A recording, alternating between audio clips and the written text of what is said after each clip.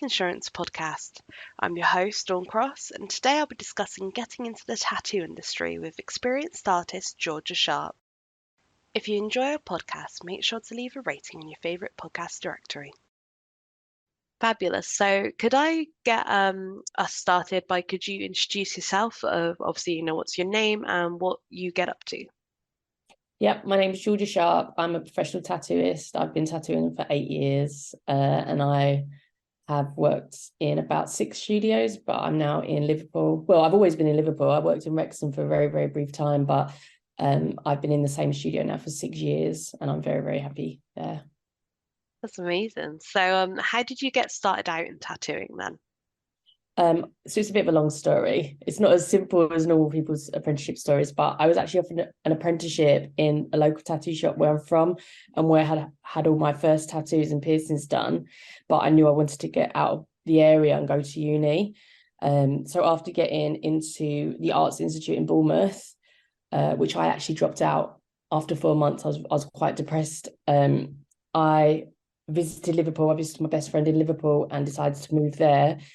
And I got my degree. I did a degree in fine art, and I stumbled across a tweet from a studio in Wrexham, and I just thought, why not just go for it? I went along to the interview. I'm quite lucky I got the gift of the gab, got the apprenticeship, and ended up being there for 14 months.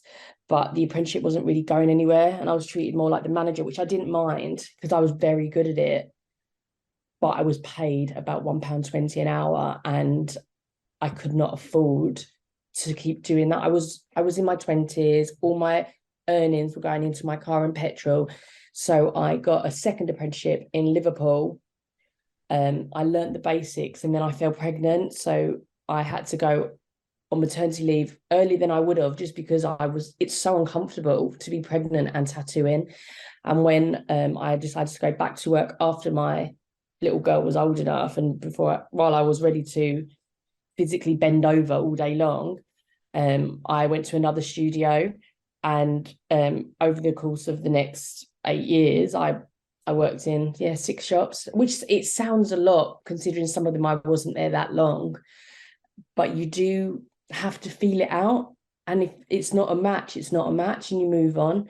But I've worked with lots of tattooists, and most of them are friends now, and colleagues and peers, and we all still hang out. And it's a nice environment because everyone, well, the good ones, you support each other, you send each other work, you share information, advice, new products, you sell each other machines, lend each other equipment. It's a nice environment to work with people that are like-minded.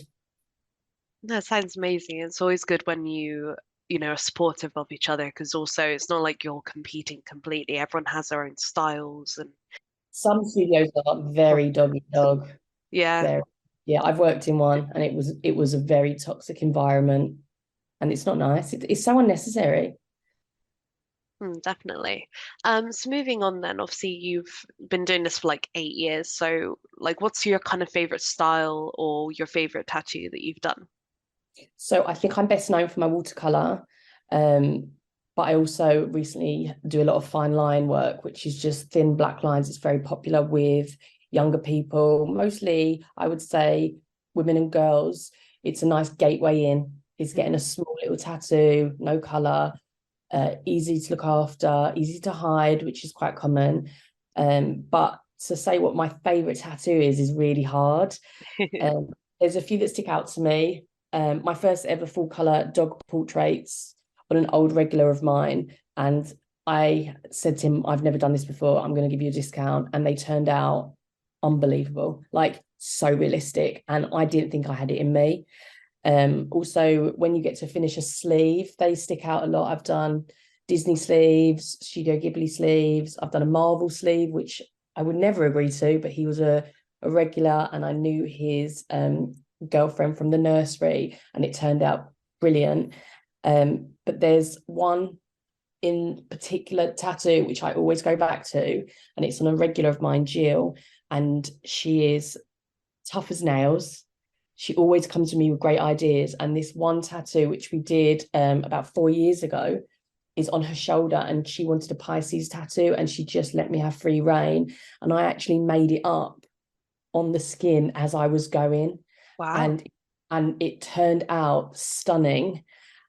And because I still tattoo her regularly, it looks beautiful now as it did as the day I did it. So when I hear people say watercolor doesn't last, color doesn't last, it does. You look after it. It's applied correctly. You look after it correctly. It ages beautifully. It's settled into her skin so beautiful. It's yellows, reds, turquoises, purples. It is absolutely stunning. That, if any, that's what I can think of off the top of my head, would be one of my favorites. Yeah.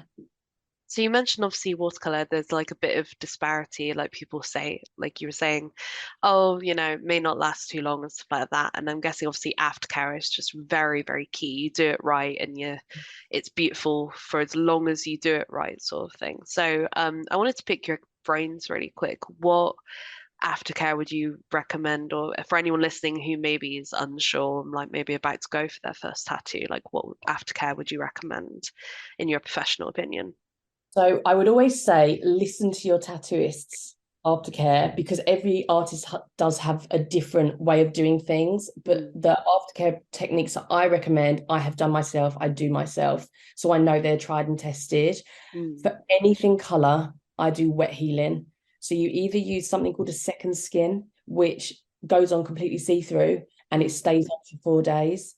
Or if you're able to keep it on longer, you keep it on longer, and it then uses your body's natural defenses to heal the tattoo from the inside out.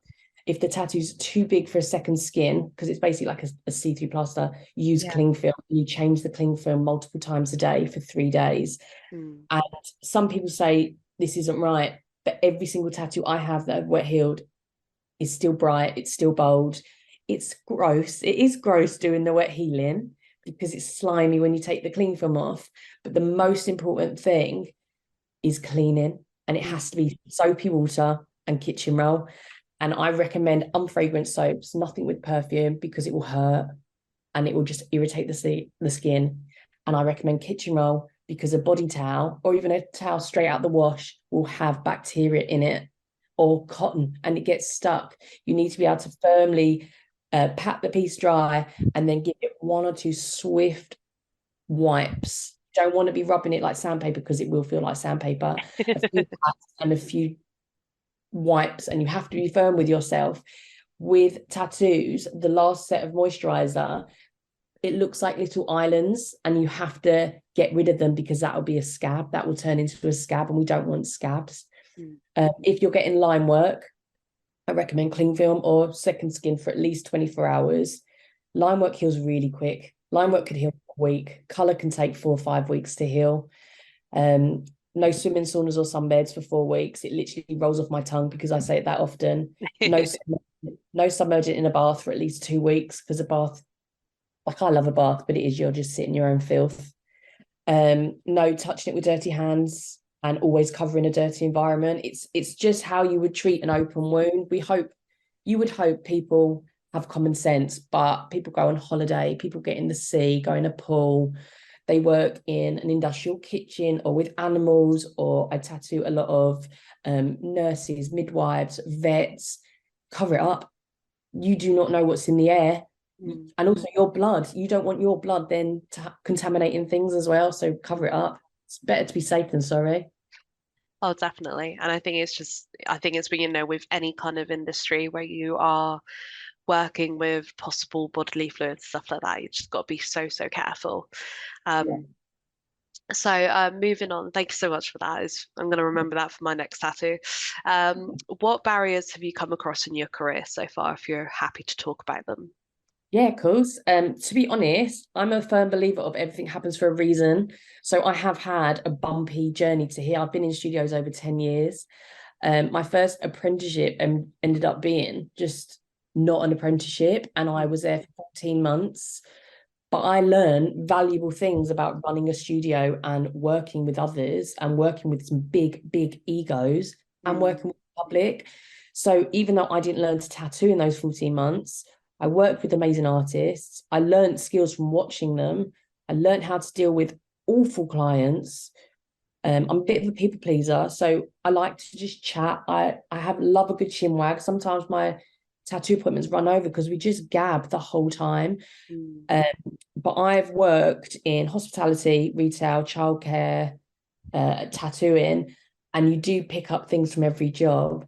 But I think all the bad things that have happened in my tattoo career, all the things that should have pushed me back, I've gone forward with them because I take them as little lessons. I appreciate everything I've gone through, and I've had fallings out. I've had like really nasty clients. That's not been for years and years. That's when I was a junior, and I think I look young. But I used to look young, and people would talk to you like you don't know what you're doing, and you just go, "Oh yeah, sorry, sorry, yeah, sorry, sorry," and from then I've learned, no, I'm going to be firm. So I've got very strict policies in place. And I'm very lucky with my client base because no one questions them. Even new clients go, okay, yeah, fair enough. And I've worked with people that are very lenient, and people will take you for a ride if you let them. So I've only learned that from the bad experiences. So yeah, barriers have actually been stepping stones to get me where I am. No, that's really amazing to hear as well, because obviously, certain things like being talked down to can be really discouraging for your Yeah, confidence. So awful. you And I got to don't like, use it. I've been crying in the toilets with clients before, like once they've talked to me badly, and I go, I'm just too embarrassed to still be stood there getting talked to like a little girl that's done something naughty. I go to the toilet, have a cry, and then go back to my work. But it is what it is. You do have to take things as lessons. Yeah, coming to our next question is, what advice do you have for apprentices or those looking to maybe get into tattooing? Okay, so definitely get tattoos. Get as many tattoos as you can, and I know it sounds crazy, but buy as many artists in different studios as you can, and get friendly with them whilst you're there. Draw, paint, doodle constantly using different medium, pencils, crayons, paints, the iPad. Teach yourself Photoshop. Try time drawing sessions, 20 minutes, 1 hour, 2 hours, etc. That will get you used to tattooing. As fun as it may be to do a 10-hour portrait that is unbelievable to look at, when you first start tattooing, you will not be doing a 10-hour tattoo. This will help you make a strong portfolio so you're ready for the interviews. Follow as many decent shops and artists on social media, as that's where people post about offering apprenticeships. It's the modern way of doing it. So follow everyone. I personally don't advise on buying cheap machines, inks and needles off the internet to practice at home on yourself or on others, which is called scratching. It's very dangerous and could teach you bad habits. But then I do know plenty of artists that have started that way, and now they're some of the best in the city. So there really isn't a right or wrong way. I just wouldn't do it. And at the minute, there are loads of kitchen wizards on TikTok who have bought machines off Amazon, and they're sharing their DIY tattoos, and they're just buying guns and they're giving advice, and they don't know anything, and they're doing these hack jobs on themselves and on friends, and it's dangerous. These videos have hundreds and thousands of views and comments, and it is really dangerous. And I always see people say, oh, tattoos gatekeep. We don't gatekeep. You could spread dangerous diseases that are incurable, not just something like HIV, which isn't curable, but it's obviously, you can get to the point of not being transmittable. Hepatitis C is incurable. You could make someone very ill with ink poisoning because you have used this fake ink that has come with a £50 set. Inks are £20 a bottle, most of them. So if you're getting a tattoo machine, ink, needles, wires, foot pedals, and power sockets for £50, when your average tattoo machine is at least £300, going up to £1,000, don't do it. Those things are made cheap. I think do it the right way by going through a shop, because the skills, techniques, tricks, and advice you'll get from working with multiple artists is invaluable and is worth working unpaid for 2 years or 3 years. It depends on the apprenticeship. Some people are on skin within 6 months, but the physical point of being in a shop, seeing different skin types, different skin ages, different skin textures, seeing how people react. Fainters, what are you supposed to do if you're at home and someone faints? You don't know. You learn that seeing someone else's client faint, which sounds terrible, but you learn each time. When something goes wrong, you should be asking advice or watching someone and learning that way. So I am old school. I do think apprenticeships are the best way forward. There are a few tattoo schools in Liverpool, which I don't agree with. I think they take your money, they fill your head with lies, and then they leave you thinking that you can tattoo and just told you the bare minimum in 2 weeks, and then that's it. One day there might be an absolute genius that does learn to tattoo in 2 weeks and becomes the best in the world, but I don't think these schools are the ones that will find them, because they are failing tattoo studios and that's how they're getting their money. But I'm old school, apprenticeships all the way, all the way. That's understandable. And I think as well, considering how complex the actual profession is, like you're saying, with different skin types, skin ages, you might have someone that reacts, you have to kind of learn on the job as well with someone watching over to make sure that obviously if something did happen, a complication, they're there to help you. And I think it's the same with like a lot of things like aesthetics as well. It's not just a bam, wham, bam, you're done. You constantly have to keep training and keep working on it. I think that's just absolutely key as well. Because obviously, with any kind of learning aspect in any sort of profession, you got to keep building up those skills, building up the brain, or hand-eye I'm still coordination, learning. whatever. I'm still learning every day. And I'm a professional and I consider myself pretty successful. My client base is very loyal. Like, I'm not someone that demands my clients only come to me. In fact, I've sent them away, like, go to this person, go to this person. My client base, I would say 90 to 95% of my bookings each week are regulars. And I mean, Yeah. I'm taking them every month, every 2 months.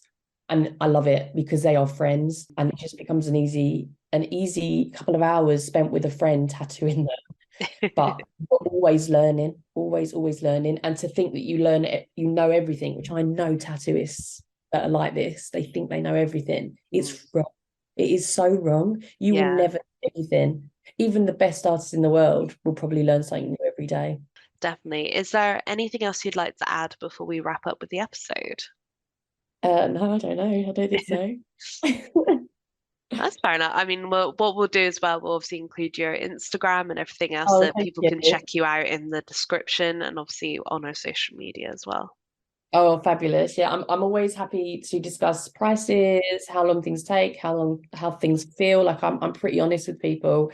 And if anyone's got any questions about getting an apprenticeship, or if they're worried about their first tattoo, like, I'm more than happy to just chat with people in my DMs or over email. It's quite a scary thing getting your first tattoo. I have tattooed 18-year-olds to 84-year-olds, Mm. and it's always an experience to give someone their first tattoo, and they always come back. They always come back. Oh, that's amazing. I think maybe it's me rather than the need to be covered in tattoos, but maybe that's a bit big-headed. But I love talking to people. I'm nosy. I love finding out about people. And they say tattoo is a therapist, and I don't mind. I don't mind being that shoulder to cry on. I've cried with clients before. I get very emotionally attached to my clients. So yeah, if anyone wants to message, I'm more than happy to chat. Sounds amazing. Well, thank you so much for coming on Oh, today. thank you for asking. Thank you to my guest today, Georgia Sharp, for speaking with me on her experience as a tattoo artist and tips for those looking to get started. If you're interested in learning more about her work or ask her any questions, please visit the link in the description. I have been your host, Dawn Cross, and tune in next week for another episode. Insync is one of the UK's fastest growing insurance providers, offering comprehensive cover for SMEs and self-employed across the UK. Our expert team can tailor your insurance to meet your individual business needs and compare prices from our Lloyd's of London approved partners. We offer a 5-star service and have been FIFO Platinum Trusted winners 4 years in a row.